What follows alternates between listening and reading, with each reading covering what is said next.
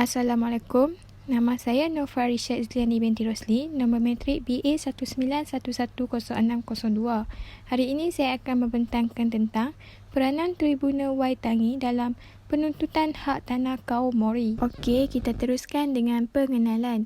Suku Mori ini lebih mirip dengan suku bangsa Polinesia yang telah mendiami di sekitar kawasan Indonesia, Filipina atau Hawaii. Beberapa suku kata bahasa Mori kebanyakan mirip dengan bahasa Melayu dan tidak seperti penduduk asli dataran Australia yang lebih kepada Afro. Masyarakat Mori adalah merupakan penduduk asal New Zealand dan telah dipercayai tiba di Kepulauan New Zealand seawal 800 AD dari Timor Polinesia. Seterusnya, kesan daripada penjajahan British. Populasi Mori telah dikatakan semakin merosak dan kini mereka hanya merupakan kumpulan minoriti negara berkenaan. Masyarakat Mori juga mempunyai hubungan yang rapat dengan tanah, kaum dan identiti mereka sendiri dan konsep ini lebih dikenali sebagai Turanggawewe.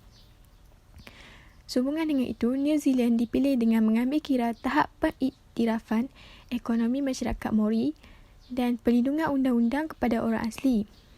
Pengiktirafan pembangunan ekonomi Mori dapat dilihat dalam pelbagai akta seperti Akta Tanah Mori 1993, Akta Perikanan Mori 2004, Akta Pesisir Depan dan Dasar Laut 2004, Akta Pengurusan Sumber 1991 dan Akta Penyelesaian Tuntutan Aquaculture Komersial Mori 2004. Seterusnya pula adalah Perjanjian Waitangi. Perjanjian Waitangi penting bagi sejarah dan perlembagaan politik negara New Zealand dan akan memainkan peranan besar dalam membina hubungan politik antara kerajaan New Zealand dan penduduk Mori. Sehubungan dengan itu, Perjanjian Waitangi ialah perjanjian yang telah dibuat di antara orang Mori New Zealand dengan kerajaan British pada tahun 1840. Sehubungan dengan itu, ia dilaksanakan oleh wakil kerajaan Inggeris dan ketua-ketua Mori Rangatira. Selain itu, orang Mori telah menyerahkan semua hak dan kuasa kedaulatan tanah mereka kepada Ratu Victoria. Mereka juga telah bersetuju untuk menjual tanah hanya kepada Ratu melalui wakil-wakil baginda. Oleh itu, kerajaan British mengesahkan sepenuhnya terhadap keseluruhan tanah, kampung, hutan dan kawasan perikanan selagi mereka ingin menjadikannya sebagai pemilikan mereka. Oleh itu, terdapat 4 peranan Tribunal Waitangi. Yang pertama adalah Akta Perjanjian Waitangi 1975, kedua Akta Perusahaan Milik Negara 1986, ketiga Prinsip-prinsip Perjanjian dan yang terakhir Akta Bahasa Mori. Akta Perjanjian Waitangi 1975. Akta Perjanjian Waitangi 1975 adalah undang-undang pertama di zaman moden untuk mengenali Perjanjian Waitangi dan ia telah dikatakan kekal yang paling penting. Oleh itu, akta ini yang telah menggabungkan Perjanjian Waitangi ke dalam undang-undang tempatan dan ia telah memberikan tribunal kuasa untuk menyiasat apakah undang-undang atau tindakan eksekutif bertentangan dengan prinsip-prinsip Perjanjian Waitangi. Tindakan yang paling terkenal berkenaan fungsi tribunal ini hingga ke hari ini adalah penyiasatan tuntutan sejarah tanah. Akta ini pada awalnya menyekat kuasa tribunal dalam penyiasatan pelanggaran Perjanjian Waitangi yang bermula dari 1975. Namun begitu, akta ini telah diubah pada tahun 1985 di bawah kerajaan buruh keempat untuk memperluaskan kuasa tribunal dalam penyiasatan pelanggaran Perjanjian Waitangi yang bermula dari tahun 1840. Seterusnya pula adalah Akta Perusahaan Milik Negara 1986.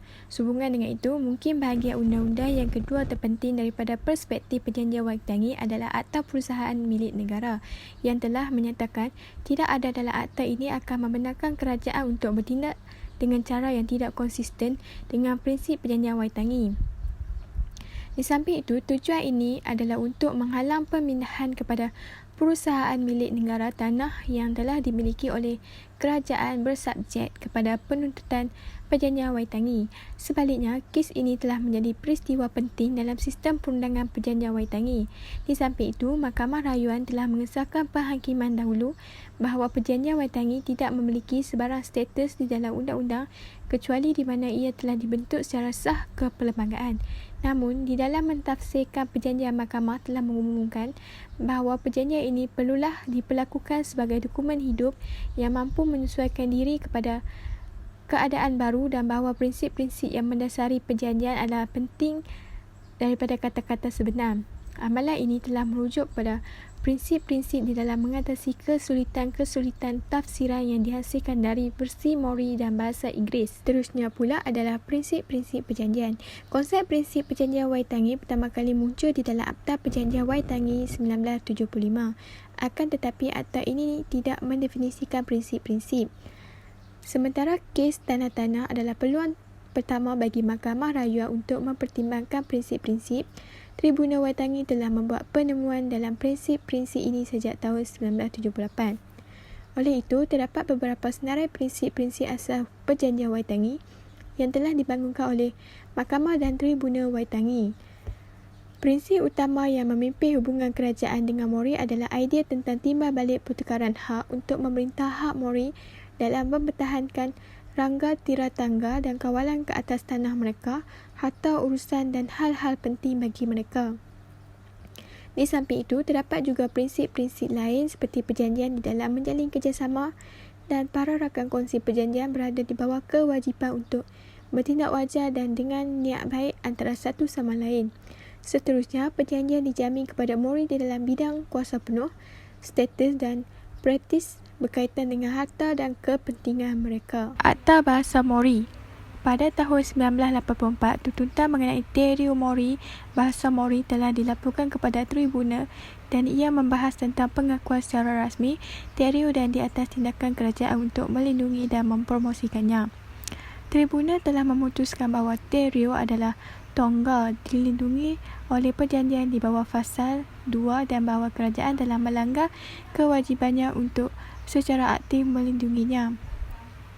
Di dalam mencapai kesimpulan ini, tribunal telah merujuk kepada perjanjian versi Mori dan menetapkan bahawa ungkapan O Ratau Tonga Katoa adalah merangkumi kedua-dua perkara yang telah dinyatakan dan tidak nyata dan boleh diterjemahkan sebagai kesemua nilai adat istiadat dan harta milik mereka. Oleh itu, tribunal telah menerangkan bahawa bahasa adalah sebagai bahagian penting di dalam budaya masyarakat Mori dan untuk itu ia harus dianggap sebagai hak milik bernilai. Seterusnya, respon kerajaan terhadap keputusan tribunal ini adalah untuk memperkenalkan Akta Bahasa Mori yang telah mengakui Mori sebagai bahasa rasmi dan menetapkan bahawa Te Taura Wiri Aku Te Reo Mori Suruhanjaya Bahasa Mori.